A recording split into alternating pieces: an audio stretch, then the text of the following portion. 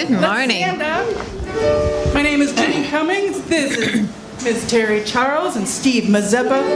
Ow! If you don't recognize any of us. Oh, it's a fine, fine day for us to come together. Yes, it's a fine, fine day for us to gather in this place where we can laugh and learn, where we can sing and praise. It's a fine, fine day. It is a fine, fine day. Shoulder to shoulder, heart to heart. It's a fine, fine day. It is a fine, fine day. Oh, it's a fine, fine day for us to come together. Yes, it's a fine, fine day for us to gather in this place where we can laugh and learn, where we can sing and praise. It's a fine, fine day. It is a fine, fine day. Oh, yes, a fine, fine day. It's a fine, fine day. It's a fine, fine day. Yes, it's a fine, fine day.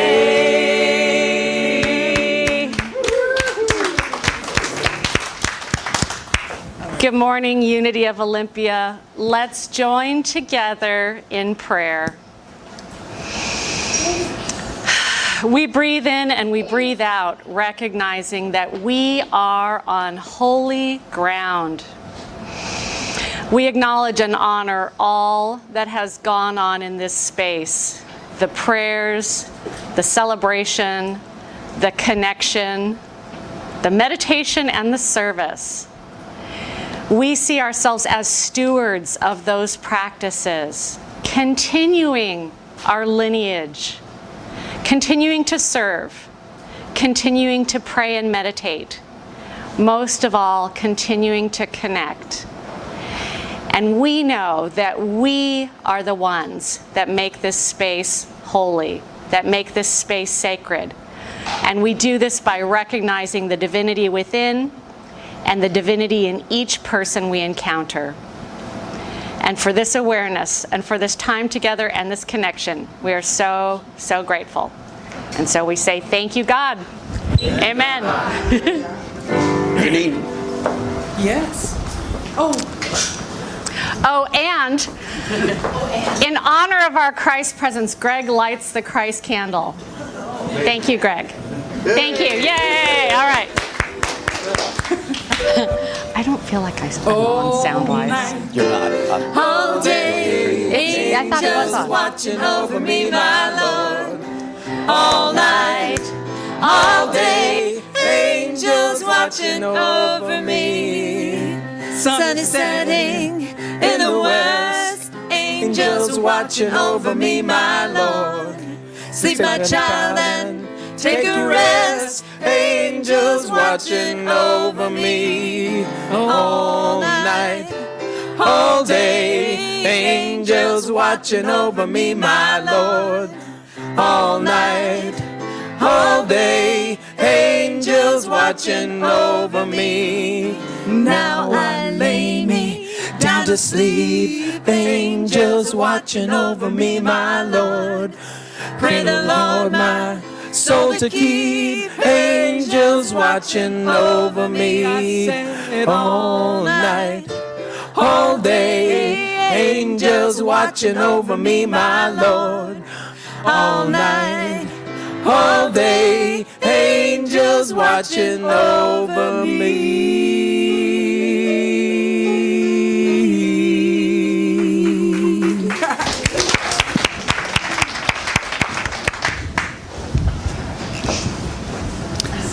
Good morning, everybody. Good morning, Greg. I am Greg Saltis, in case you've forgotten. I am so glad to be back and be your platform assistant today. Welcome to our spiritual home. And at this time, we acknowledge that the land on which we are standing is the original territory of the Stechos and other indigenous tribes. The mountains, the valleys, the rivers are all imbued with their spirit. Now, I always like it when Steve's up here because he always talks about the Stechos, and I always feel like I can't say so much, but I have something to say today. And that is that Mary Lynn and I just got back from 3 weeks in New Zealand. And I have to tell you, the New Zealand people do more than just make a statement about the Maori people. They have really embraced the Maori culture. We stayed in places like Kakura, Te Anau, Punakaiki. The greeting there is kia ora, which is the Maori way of saying good morning. And it is really very impressive to me that that culture has been really embraced by the Kiwi people. So it was really quite a thing. And on that note, I just want to say that next week we are going to Jamaica. So I'm looking around at the costumes, and I want you to know that I am costumed today as a man staying at home. That is my outfit for today. So at this time, I would like to welcome Lisa and David Petridge forward for our beloved youth program for today. And the youth. And the youth, of course. Thank you, dear. Good morning. Come on over if you are. Thank you. I've got so many dressed up, wonderful people here. This looks great. You guys look wonderful today. Oh, it's so good to see your faces. Happy week. Are you coming on over, Koa? Are you guys coming over? Come on over. We got Sully, too. Look at all these wonderful costumes. Look at how this makes you, you know. Our lesson today is twofold because we're, celebrating our last week of the Awakened Spiritual Self, and we're celebrating Spookly the Square Pumpkin at the same time. So being awakened means counting our blessings, and Spookly is all about being unique and what makes you unique, because Spookly is a pumpkin that's square. Do you think people like square pumpkins? No, they didn't. And, most people didn't like square pumpkins. He was left by himself, but he's going to find a way to find his uniqueness, just like each and every one of you are. So what I want you to think of today, you can say what makes you unique or what makes your character unique, because you have a character costume on. So for me, what makes me unique is, I like to think higher like fairies do. Here we go. What makes you unique? Anybody want to start? What makes you unique? What makes you you? What do you think Spider-Man? How is Spider-Man unique? What can Spider-Man do? Yeah, he's putting out his thumb, right? What can Spider-Man do? Yep, he can shoot his web. What can Sully do? What's unique about Sully? The little Sully over here. What's unique about Sully is he has such a big loving heart for a monster, doesn't he? He has a big loving heart for a monster. Yes. Anybody else got a uniqueness of their costume or themselves?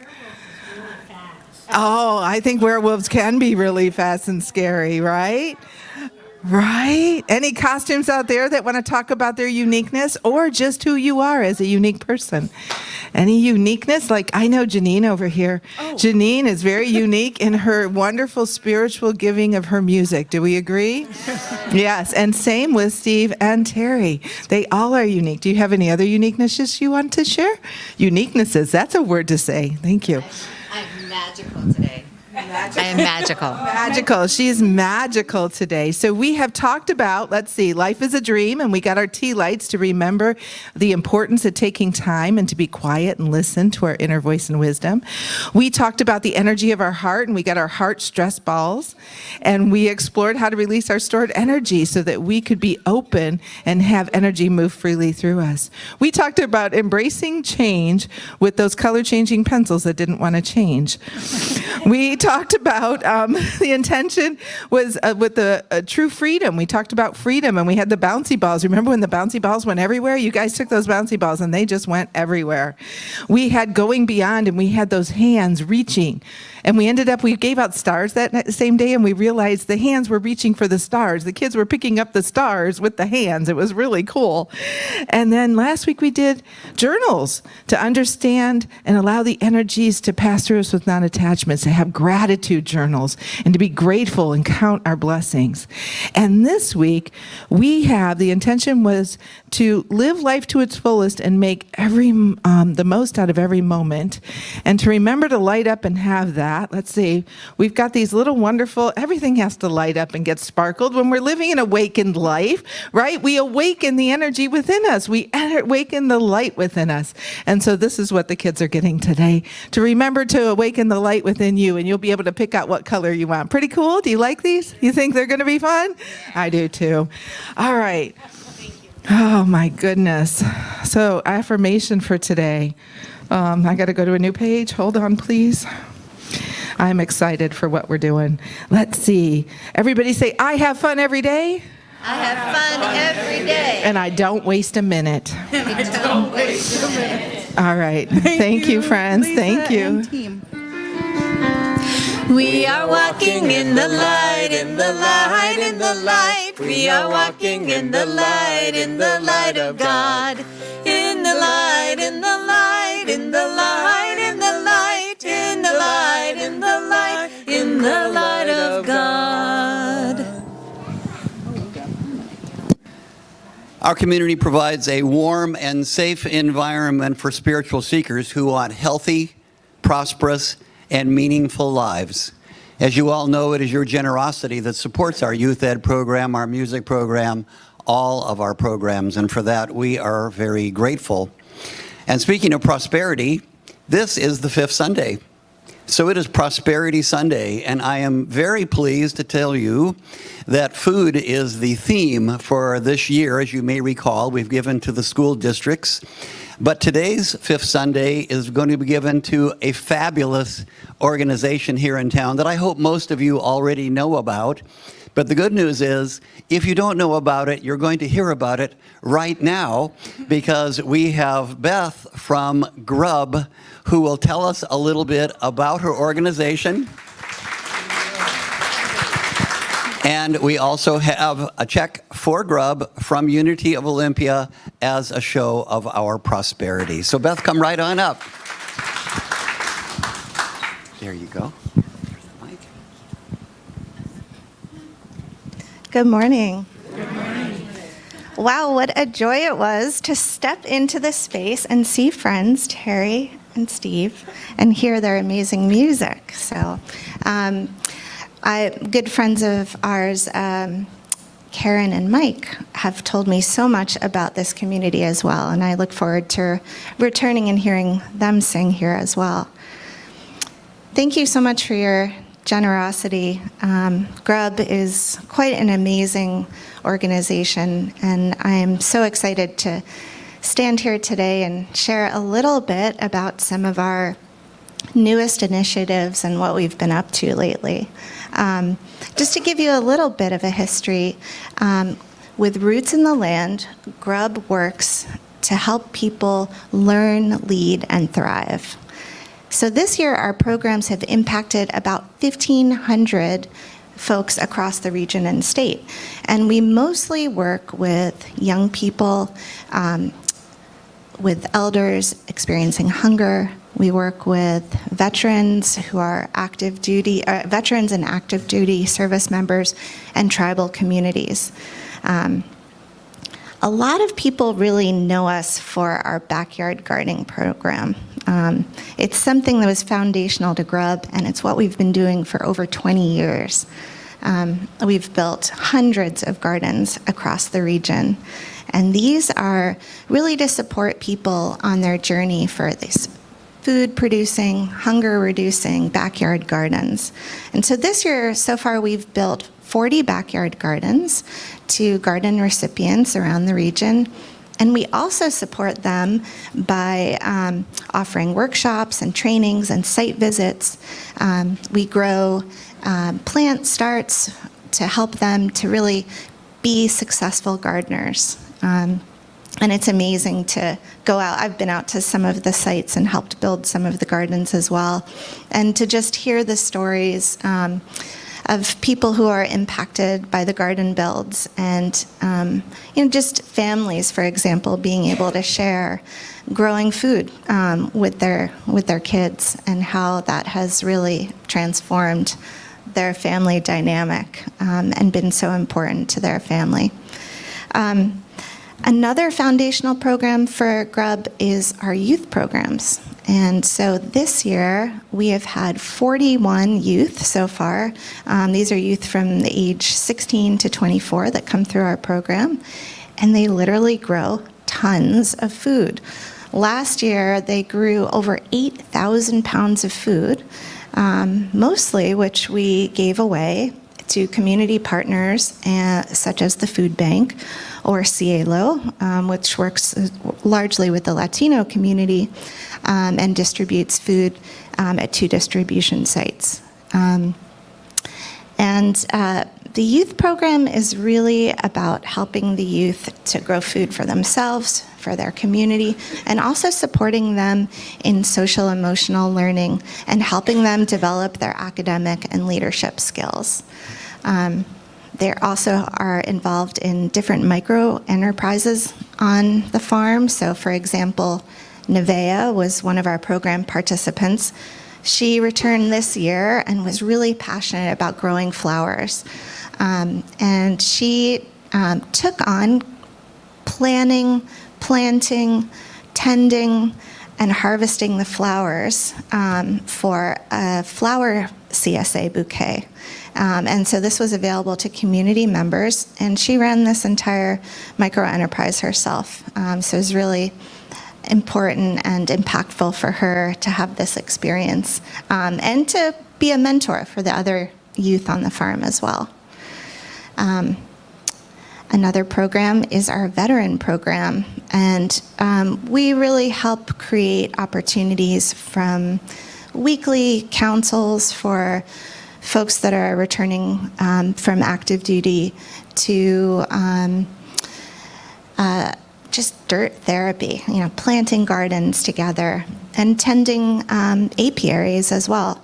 So far, we have a bee certification program for our veterans, and so far we have 55 certified beekeepers in the veteran community.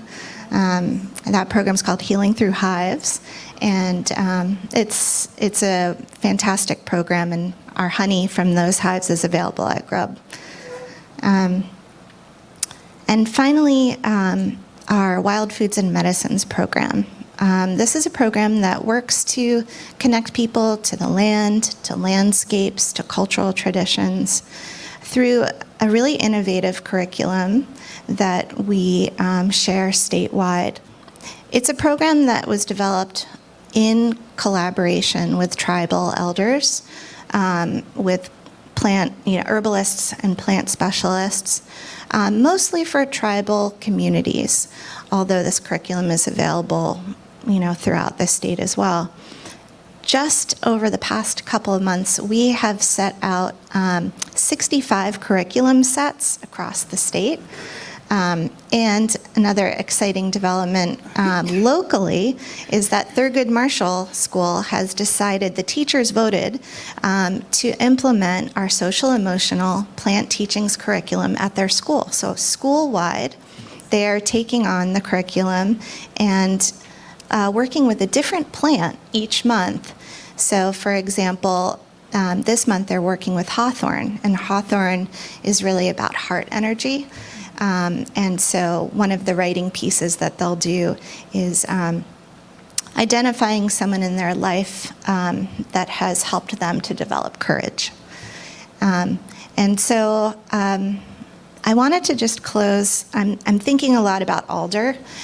Today, as a plant teacher, we're having some work done on the GRUB farm, which I should mention is on the west side in case anyone hasn't visited. It's a 3-acre farm on the west side, and we have a beautiful nature trail there and an amazing farm and beautiful farmhouse.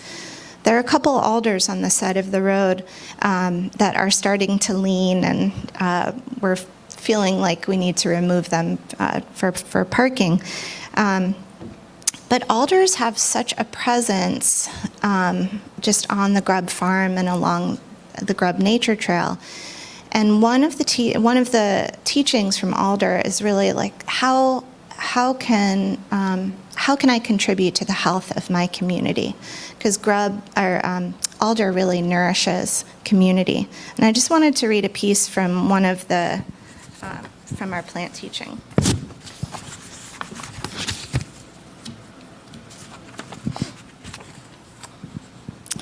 Above ground, the alder hosts many other species, and as early succession plants, they create conditions for other plants to establish and thrive. Below ground, the alder lives symbiotically with both fungi and bacteria in their roots. In any ecosystem, there are many diverse connections. Some are obvious, like the alder tree, and others less seen, like bacteria. Red alder reminds us that there are many seen and unseen ways that we can give and receive, and asks us, how can I contribute to the health of my community? So I just want to express gratitude for supporting Grub and invite you all to come visit us. There are many opportunities to get involved, from farm-to-table dinners to our amazing workshops and events, and lots of volunteer opportunities to come get that dirt therapy. To volunteer, we have an opportunity on Tuesdays to come volunteer on our nature trail. We have an opportunity on Wednesdays to help with our harvest and help with farm work, and lots of other opportunities too, from carpentry to event planning.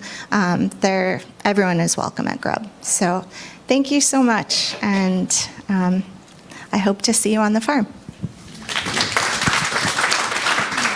So much. If any of you have not been to Grub before, I have to tell you, it is very, very inspiring. Mary Ellen have been to the farm-to-table dinner there, and we also heard from the veterans who do the beekeeping program, and it just does your heart good to know that that type of good is being done. What Beth failed to mention is that their youth program prepared some pumpkin bread, which she brought today for us, and some tea. So thank you, Beth, so much, and thank you for being a part of Grub. I'm so proud to have it be a part of the Olympia community, and proud that Unity of Olympia chose to support it.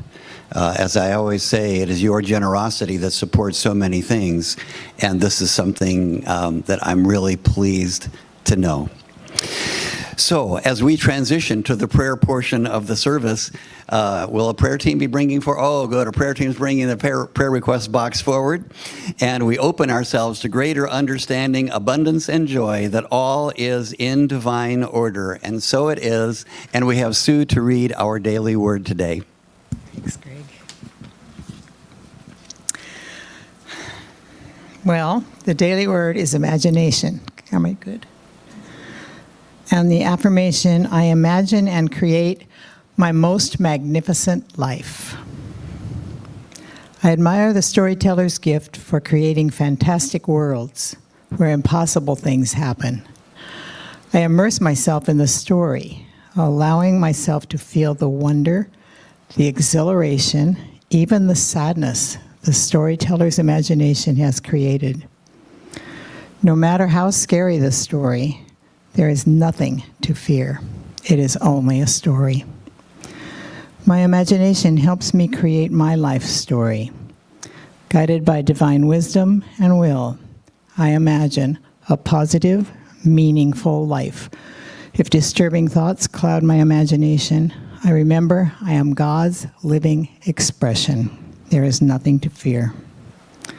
My spiritual gifts of faith, love, and strength and understanding join with my imagination to build the fulfilling life my heart desires. And the quote is, I will pour out my spirit on all flesh. Your sons and your daughters shall prophesy. Your old men shall dream dreams, and your young men shall see visions. from Joel. If you could say the affirmation with me. I imagine and create my most meaningful life. And so it is. Thank you, Sue.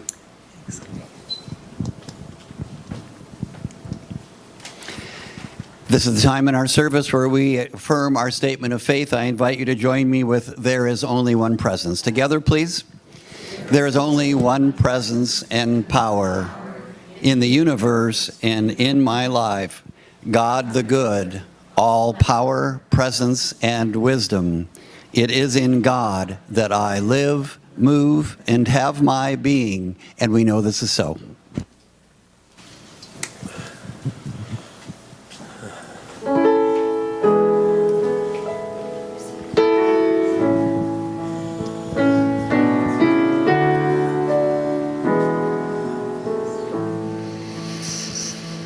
When I pray, I feel my heart go deeper, my heart go deeper into my God. When I pray, I feel my heart go deeper, my heart go deeper into my God.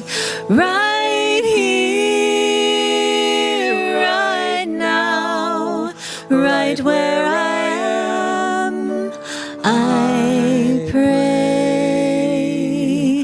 Right here, right now, right where I am, I pray. When I pray, I feel my soul go deeper, my soul go deeper into my God. When I pray, I feel my soul go deeper, my soul go deeper into my God. Right here, right now, right where I am, I pray. Right here, right now, right where I am, I pray. When I pray, I feel my love go deeper, my love go deeper into my God. When I pray, feel my love go deeper, my love go deeper into my God. Right here, right now, right where I am, I pray. Right here, right now, right where I am, I pray. When I pray, I feel my heart go deeper, my heart go deeper into my God. When I pray, I feel my love go deeper, my love go deeper into my God.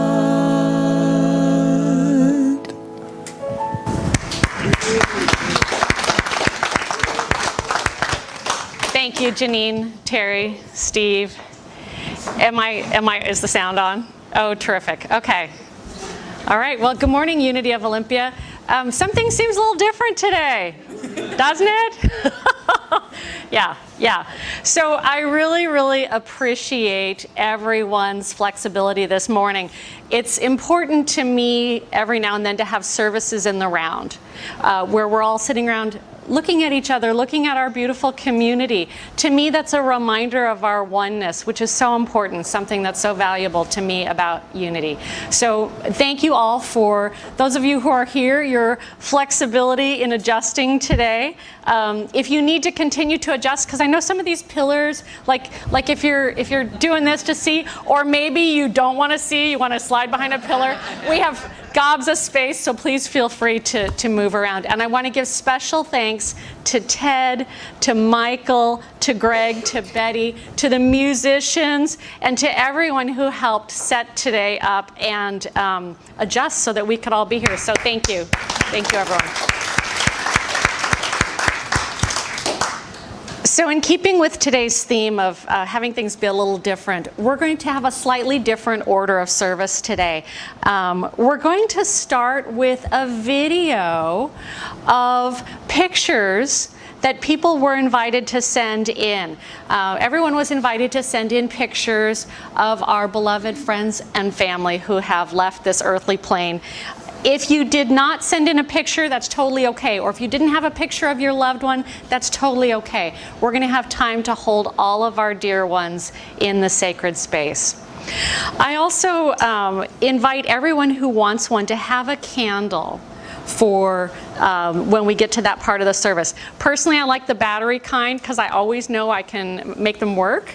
If you have the flame kind, that's great too. And we'll have some time to watch the video. Then we're going to have a short meditation where we'll honor our beloveds, and folks who wish can light a candle, and you can set them anywhere here on this table, in the middle.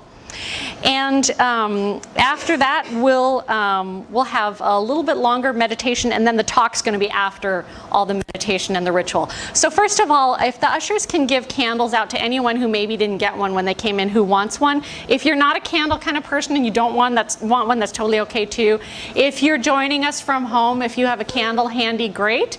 If you don't have one and you don't want one, that's totally okay too. We can have people focus on the Christ candle, the reminder of the divine in each person.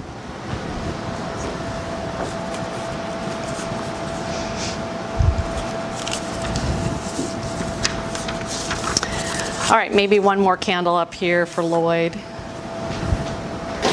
Oh, thank you, Joan. Okay, all right. All right, so again, I invite you, if you can't see the screen, to shift and get into a place where you can see it if you'd like, and we're going to have some special music while we watch our video of our beloveds. Thank you, Janene. And feel free to sing with us. I'm inviting my angels, my angels, my angels.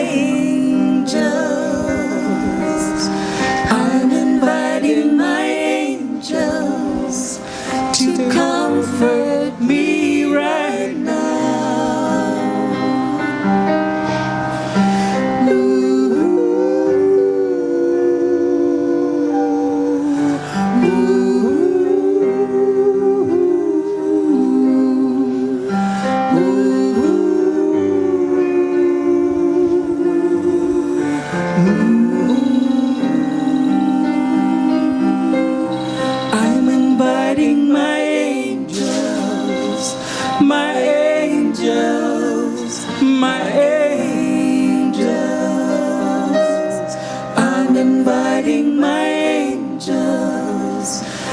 Comfort me right now. Ooh,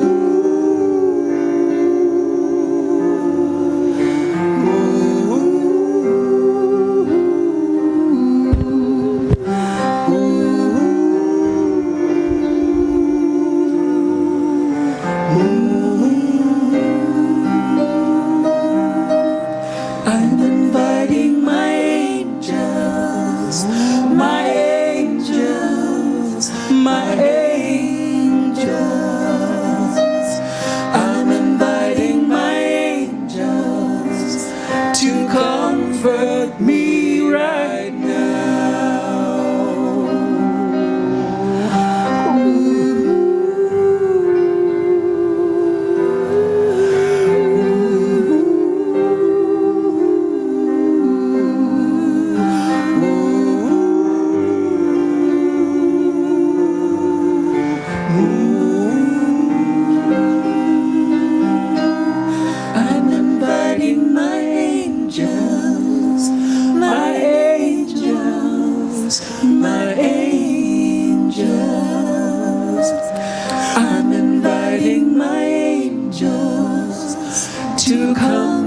with me right now.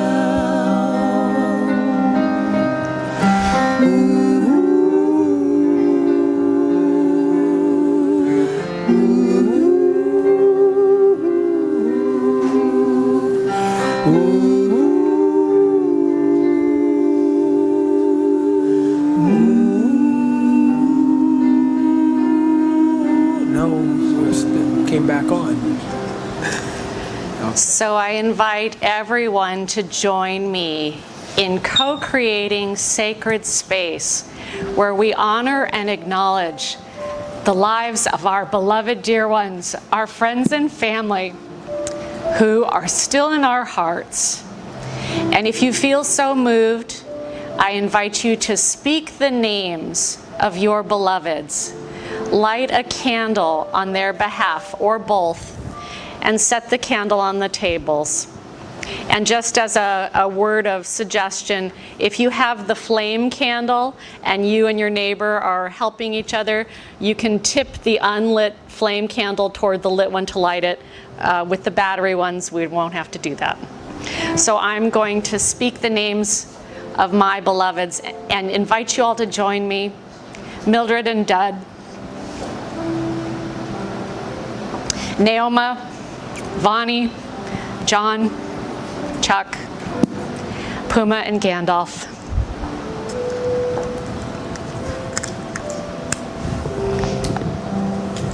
Gus and Jane.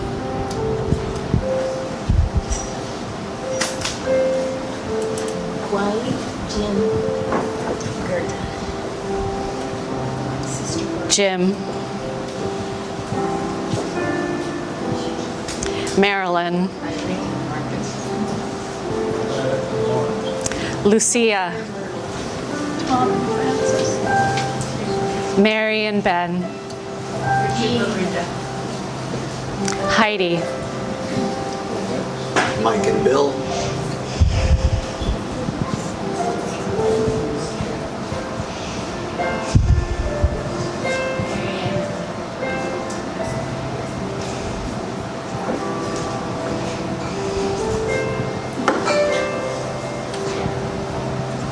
Kim Gonzar, Roland Moiter. Molly, Jack, and Margaret, Mary.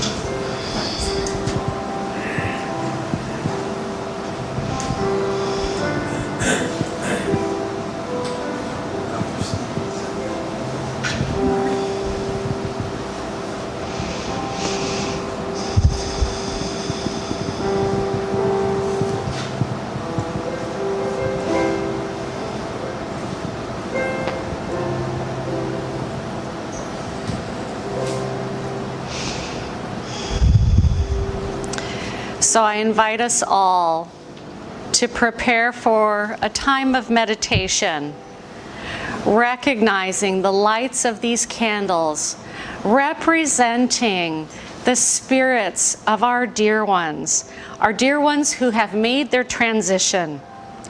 We recognize that our connection with these dear ones continues.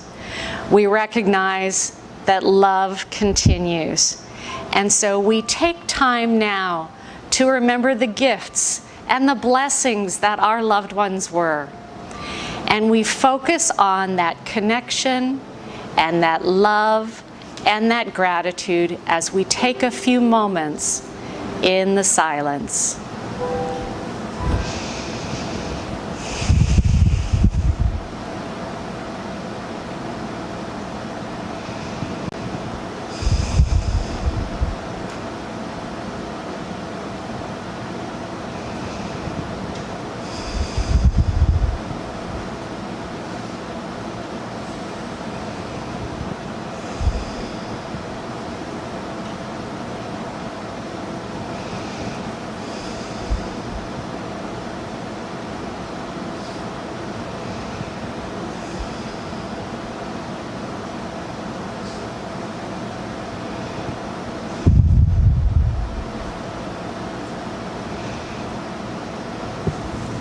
So I invite you to hear these words as the words of your own heart.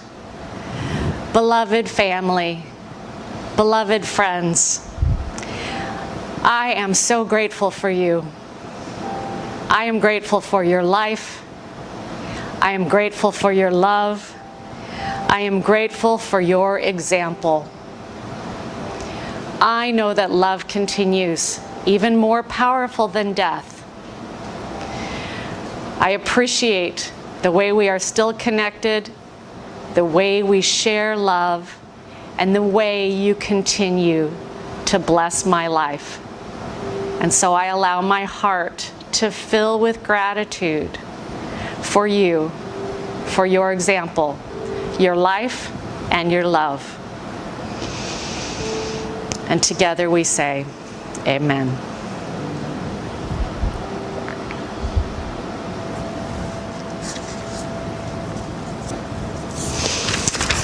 All right. Thank you, everyone, for joining me in that. Let's just take a couple breaths as we transition back into the service. And we'll have the ushers slowly turn the lights on. Maybe we don't have a slow option down here. That's okay. Everything today is an experiment. So far, we're doing great. Thank you so much, everyone, for participating with me in that ritual. I really appreciate it. So you might notice, as I have, that there's many rituals and traditions this time of year around honoring the dead. And sometimes there's quite a bit of mystery around death and dying. I believe part of this is because really it is the great mystery. We don't know what's coming next. We don't know what happens next. We might have beliefs or opinions or preferences. It is a little bit of a mystery. I think sometimes too that there can be mystery around death because it's not often something we talk about in our culture. Sometimes it can be really hard to talk about death. It can be very emotional. Even just looking at the pictures, even just pulling up the pictures to send them into Karen, I was crying watching the video. It's hard for me to say the names of my beloveds without feeling some sad. And talking about death can be emotional. A few years ago, my husband and I decided we should do our wills and our final planning and all that. And it took us a while, about 10 years, to get it all together. And in that time, there were arguments. There was more crying. That was usually me. So it took us time to work through how complex it can be to think about and talk about death. I think sometimes death is also hard to talk about because I believe our culture is pretty crummy about talking about grief. And we live in a culture that has some really funky sayings about grief. I will go as far as to say I believe they are mistaken beliefs about grief. So there's a lot of messages in our culture about what it means to grieve and what it doesn't mean. Like there's a right way to grieve and there's a wrong way to grieve. There's also messages about a time limit. We live in an over it culture. Aren't you over it yet? Which in my opinion is not a concept that goes with grief. And so I think some of these can add to the challenge of talking about death. So when something is challenging to talk about or when it's taboo, one way to heal the shame is to laugh. So you know me, I cannot do a service without telling some cheesy jokes. And I want to acknowledge that you might feel uncomfortable joking about death. It feels a little weird to me too. And the reality is that death is the great unifier. We can all guarantee that it's an experience we're all going to go through. It may not be pretty or dignified, and it's okay to laugh about stuff that might cause powerful feelings in us or might cause us to be afraid. Part of what we're doing when we're laughing is we're breaking down the taboo. We're healing so that we can talk about it. And like I say, if you feel a little awkward about it, I'm right there with you, so let's all feel awkward together. All right, here's my cheesy jokes. The person who created autocorrect has died. Restaurant in peace. All right, here's the next one. Two friends are spending time together and one says to the other one proudly, well, my family are all angels. And the second one says, oh, you're really lucky. Mine are still alive. Ba-dum-bum, terrible. All right, here's the last one. So I was at a funeral the other day, and I asked the priest for the Wi-Fi password. And he said, show some respect for the dead. And I said, is that all underscores with no spaces? All right. Okay. Let's keep laughing. Or crying, whatever we need to do. So this time of year, the natural world can often remind us of change and sometimes of endings and sometimes of death. With the weather, you might notice it's gotten kind of dark outside sometimes, especially when it's cloudy and rainy here. It gets so dark so early. The leaves are changing. And for generations, people have had celebrations and commemorations at this time of year about death and dying. And so, for example, the Celts celebrated Samhain for thousands of years, a Gaelic festival to mark the end of the harvest and to acknowledge moving into the darker half of the year. Sometimes people talked about the thinning of the veil. It seemed like death was closer during the fall and the winter than perhaps in other times of the year. And the Celts' celebrations included bonfires and masquerades. And you may guess we get some of our traditions from the Celts and their celebrations. Now, when Christianity came in and superimposed some Christian holidays on top of these existing holidays, a few holidays that got created. One was November 1st, All Saints' Day. So this commemorated people that the established religion had identified as saints, St. Peter, St. Paul, and so forth. And sometimes All Saints' Day was called All Hallows' Day. And the night before, October 31st, was called All Hallows' Eve, which has evolved into Halloween, that many of us celebrate with children and young people, or maybe we celebrate it as adults, one of my favorite holidays. Now, November 2nd became All Souls' Day. So the saints got commemorated on the 1st. All souls, everybody else who died got commemorated on November 2nd, the rest of everybody else. It was a day to honor people who had departed. In some teachings, prayer was super important because there was a thinking that people might have gotten stuck in the afterlife, stuck in purgatory. They couldn't move on to heaven. They weren't going to hell, but they were kind of stuck. And so there were people who thought that it was just really important to pray for them and help move them along to heaven. And some rich people got this great idea. They said, hey, if we serve snacks to anyone who comes by our house, we can give out free snacks and we'll say, hey, will you just please pray for my dead relatives when you take the snack? And so our tradition of trick-or-treating comes out of that practice where rich people put out snacks and asked for prayer for their family. Very interesting, right? Many times celebrating our beloved deceased friends and family involves food. Many times it involves prayer. It's not always a somber occasion. In Mexico, the Dia de los Muertos, or the Day of the Dead, is a celebration that has both Spanish and indigenous roots. And part of the ceremony is honoring the dead as still part of the community, including telling stories, including happy stories of the beloveds.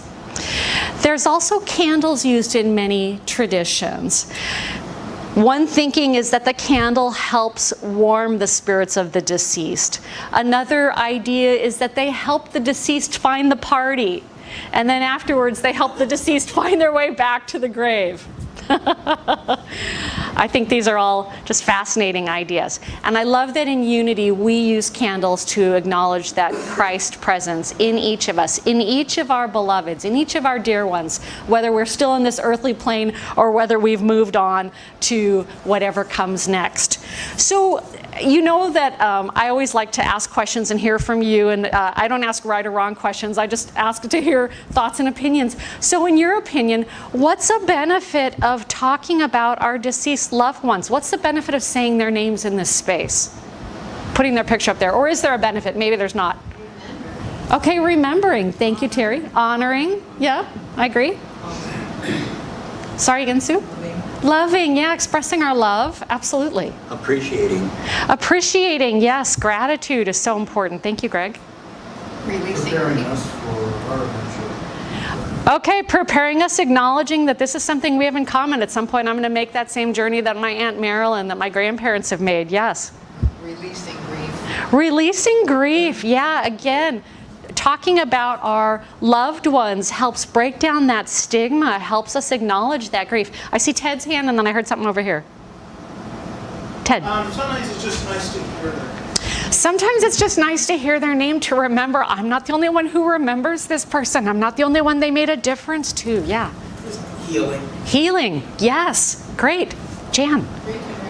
Reconnecting. Yeah, remembering how important this dear one was to me. Absolutely. Yes. Acknowledgement. And then over here. Sending them positive energy. Sending them positive energy. Yeah, we might not believe they're stuck. And we might say, I love you, I bless you, my love goes with you. Yeah, Karen. Community, right. They are a part of our community. They are our heritage. They are part of what came before, part of who we are in our lives today. Sue. Yes, permission to feel all of our feelings. And in my grief work and my study of grief, that's something that I have learned, how important it is to feel all of our feelings. I might feel angry with a loved one. I might feel sad they're gone. I might feel joyful when I think about the happy times. And that's all okay. That's all part of the grieving process. Yeah. All right, anything else people want to add? Thank you so much, everyone. I think something that I really appreciate too about talking about our beloved departed is learning from them, remembering what they gave to us, what they taught us, passing along their lessons, whether it's a meal they cooked, whether it's a saying they had, whether it's the way that they demonstrated love. We get to benefit from their teachings, and we in turn get to benefit others by passing their teaching along.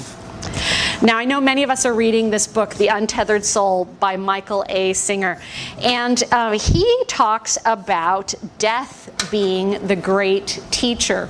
So here's what he has to say about death.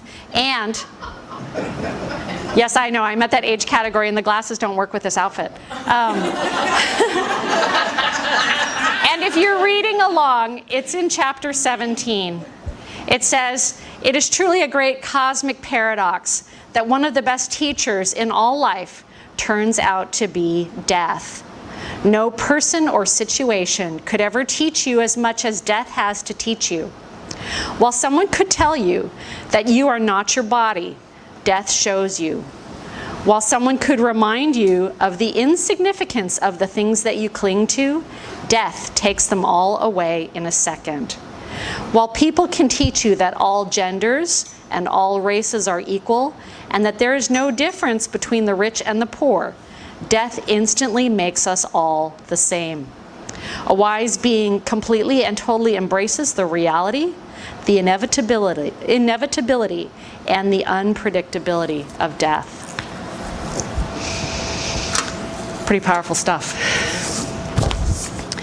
So I love that he talks about recognizing our equality through the death experience. And some women in this community and in my family who've passed on, who I admire deeply, came to great peace with their own deaths as they got nearer. And I sometimes wonder, am I gonna reach that same level of peace that they did? I certainly hope so.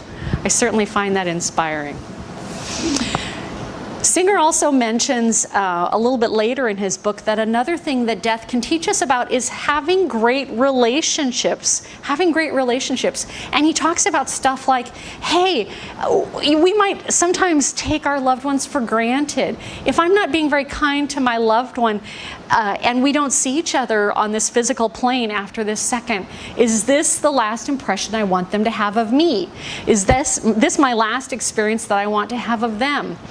One of the slides that I showed was a cat that my husband and I had, a gray and white cat. We called him Gandalf the Gray and White.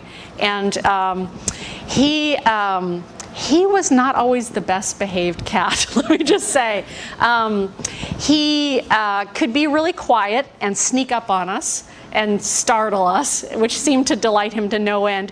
He could also be very loud when he wanted something, like when he wanted to be fed and we were still sleeping, and all of a sudden stuff would get knocked off cabinets and shelves, and he'd make all this noise. And there were times that I felt very exasperated with this cat. And he had a very quick illness and died pretty unexpectedly. And so now there's times that I think, oh, I wish maybe I'd had a little more patience. I wish maybe I hadn't felt quite so exasperated with him. And I think about that in my relationship with my spouse, in my relationship with my best friend, when I'm losing patience or when I'm just feeling a little on my last nerve. I remind myself, okay, let me take a breath. Is this the kind of relationship I want to have? Is this worth getting so worked up about? And I try again. Another lesson that Singer teaches from his book is how to spend our time. And there's a picture that I asked Betty to share. These are my grandparents. These are Mildred and Dud. I loved my grandparents very much. I still love them. And Singer talks about if we knew that it was our last week to live, how would we live? How would we live our lives? So both of my grandparents are great examples. The one I want to talk about a little bit is my grandmother, Mildred. So things were not always easy for Mildred. She was orphaned at a very, very young age. She was about age 2 when her mother died. Lived with relatives, was working to support herself by the time she was 13. And she met my grandfather. They had a pretty long and happy marriage, but he died about 20 years before she did. And so she had a long widowhood. And she was in her own home, and the family wanted her to move to assisted living so she could be safer and well cared for. Grandma didn't want to move, and she got to a point where she had to move, and that was pretty hard. She was leaving behind the home that she'd shared with my grandfather, where they'd raised their children, and it was a pretty big blow for Grandma. So Grandma took about a week to adjust to assisted living, and then she started saying something. And what Grandma always said is, I am the luckiest little old lady I know. I am the luckiest little old lady I know. She would say that all the time to everyone in the family, everyone at the assisted living. She always talked about how lucky she was, that she lived in a beautiful place, that she had a beautiful view out her window, that she had wonderful people who helped her with everything, that she had good food to eat, that she was safe and protected, that she had family who visited her and loved her. Grandma always focused on how blessed she was. And I found that quite an example also. And recognizing that after my grandfather passed, my grandma expressed a will to die. She didn't know that she was going to keep going on for another 20 years, but she made a very conscious choice about the attitude she was going to have. Grandma also inspired me, by the way, just with her priorities. So when she'd go to her evening meal with her community, I watched Grandma. She was pretty funny. She always ate her dessert first, drank her coffee, and then whatever the meal was, she'd have it wrapped up and she'd take it home and have it in her apartment the next day for lunch. And then the next day, dinner would roll around, she'd eat her dessert again. And one of her neighbors was like, I just don't know how your grandmother always has room for dessert. And I was like, well, Grandma seems to have made some prioritization choices. So, way to go, Grandma. Thank you. Thank you. So a couple other things that Singer doesn't mention, but I came up with when I was reflecting on this chapter, was other lessons that I've learned from death is the power of love. The power of love. I've had family members pass away that I had really troubled relationships with, and I felt angry with them when they were alive, and that anger didn't end when they died. And something that really surprised me is over time, something else emerged, and that was love for that family member, and understanding and appreciation. And I recognized that even though this family member may have done things I didn't like or that I didn't agree with, that I still loved them. And that love is so powerful and so healing to me, helping me to forgive. And I'm so grateful for that experience. I think the other lesson that I've learned from death is that I'm aware sometimes I get some funky thinking in my head that Loving requires perfectionism, that I have to be perfect to be lovable. Especially after our cat died, the one that made some noise when he wanted, was quiet when he wanted. I didn't share with you also, he could be a biter, so there were times that things were not going his way, and he used his teeth to express his opinion. And I realized, too, that even though he was not a perfect pet, and even though I'm not a perfect human being, that we're all so worthy and so deserving of love, and so beloved, and so lovable. And I'm very grateful for that lesson. Singer goes as far as to say that death is our friend. Death is our friend, that death brings meaning to life, that without death, that our life would not have meaning. And I don't know if anyone's ever seen some of those science fiction shows about people who live forever, and after a while they're just like really like kind of sociopaths. They don't really care what they do because nothing really matters anyway, right? Yeah. So death gives meaning to our lives, that when we remember our time is limited, that it adds value to the time we have. And when I say our time is limited, that's not to encourage a mindset of scarcity, like, oh, I have to get everything done on my bucket list. It's okay if you have a bucket list. I have one. It's okay if you want to do stuff on your bucket list. Singer says it's about what we experience, what we receive from the experience, how present we are to each moment, to what we feel in our lives, and to what's going on. Not necessarily about what we do, but about how we experience what we do. So a few other ideas from this chapter that I found were really powerful. Singer invited us to think about, what does it mean to me to live to the fullest? If I know death is coming, if I know that we all have that experience and my days are limited, what does it mean to me to live to the fullest? When I reflected on this question, a couple things that came to me is this topic is so individual. It's almost like that question about what gives life meaning. And the great thing, in my opinion, is I can't tell Greg what gives Greg's life meaning, and Greg can't tell Betty what gives her life's meaning, and none of us can tell each other what gives someone else's life meaning. That this is something for each of us to discern for ourselves. What is the meaning? What is the purpose of my life? And when I say meaning and purpose, it doesn't have to be one big grand overarching meaning or purpose, like I saved the world on Tuesday. Okay, I'm done. Maybe my meaning and maybe my purpose changes from day to day. Maybe it's a small purpose for how I want to show up in my relationships. For me, part of my meaning and part of my purpose involves plugging into my joy. And that means, yeah, I'm going to wear a goofy costume if I get an opportunity to do that, even on a day that's not actually Halloween. And it means I'm going to tell cheesy jokes if I have an opportunity to do that, because it makes me happy. I also sum this up, this idea of living life the fullest, to the idea of living my best life. What does it mean for me to give myself permission to live my best life? And am I letting anything get in the way? Do I have any thinking that I can't live my best life today because of X or Y? So, I invite us all in the upcoming week to give some thoughts to, what does it mean to you to live fully? What does it mean to you to live your best life? Is there anything that you think might be in the way? Is there anything that you would do if you knew that you only had a week or a day or a month? Heavy stuff, I know. So I invite us to take one more deep breath. Gently let it go. We started today's talk with creating a sacred circle with the names of our beloveds and with lighting a candle.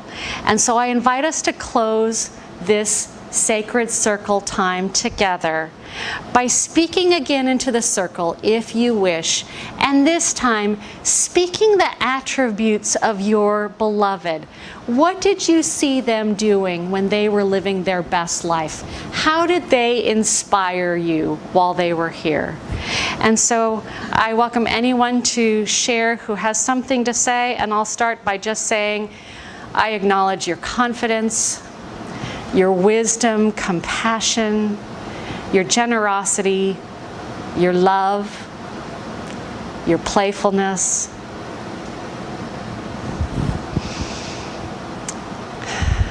I'm Loyalty inspired. and patience. Support and care. Patience, kindness, playfulness. Trailblazer. Empathy, imagination, honesty, living in nature, music,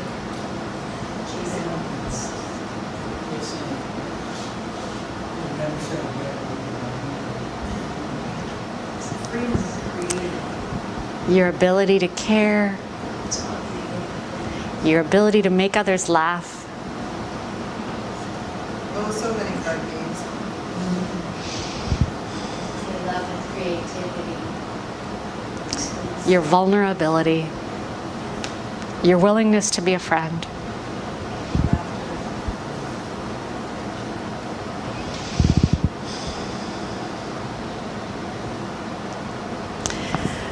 So I acknowledge that all these traits that we see in our beloveds, we recognize these sacred divine traits because these traits are in us as well. We tune into that sense of gratitude for how we have been inspired by our beloveds. They may have inspired us even in ways that they did not know. And in turn, we know that we have that same ability to inspire, to bless. We may not even know who or how we are inspiring, but we know that we shine that divine light. We're so grateful that we recognize it in our beloveds, and we take their loving memory in our hearts and out into the world, and we live a life. We live our best life. And so it is. Amen.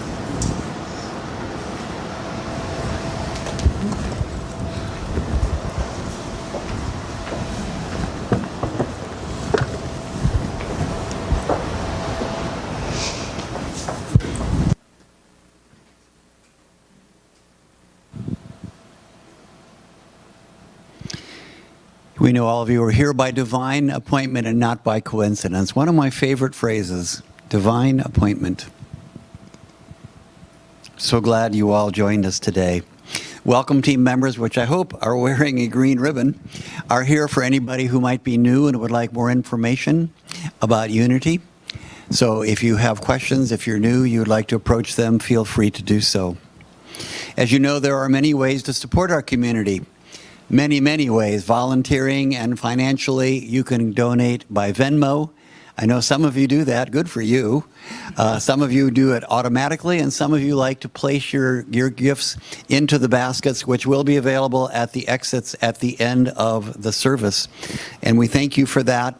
However it is that you give, whether it's automatically, please take your gifts into your mind, your hearts, and your hands, and let us bless it with divine love. Please join me.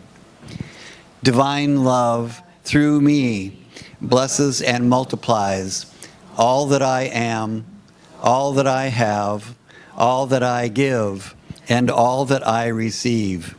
Open to the sacred richness of our infinite source, we as Unity of Olympia joyfully co-create unlimited prosperity right now.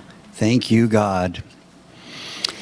So I know you all know about the trifold. I want to remind you that on the trifold there's a prayer request form. Our prayer team, our fabulous prayer team, is always prepared to pray with and for you. You can submit your prayer requests. You can also contact them on email. So feel free to fill out a prayer request form, and the prayer request box will be available to you. Are you praying after the service today? I think Linda is. So Linda from our prayer team will be available in the back corner, I understand, for individual prayer if you wish to join her after the end of the service. So also for those of you who might be new to Unity, or those of you who might have changed an address, there is a form to fill out here as well for a connection card. Please feel free to do that. And of course, you know all of our upcoming events are also available online as well as listed on our trifold. So our flowers today are provided by Paul Swanda. Thank you, Paul, if you are out there. I don't see Paul. He did drop the flowers off. It's always one of my challenges as a platform assistant of deciding, well, like, with so many deserving people, who in the world would we give it to? And I have to say, anybody that can talk for 20 minutes about death probably deserves the flowers. Way to go, Audrey. I especially like the funeral story. That was a good one. And it's that all underscored. Beautiful. So at this time, please join me for the prayer of protection. If I can remember it. It's been a while for me, so somebody lead off, please. The light of The light of God surrounds me. We are the light of God. The love of God enfolds us. We are the love of God. The power of God protects us. We are the power of God. And the presence of God watches over us. We are the presence of God. Wherever we are, God is, and all is well. So for those of you at home, thank you very much for joining us. We'll look forward to seeing you again next week. And now is the time for the peace song.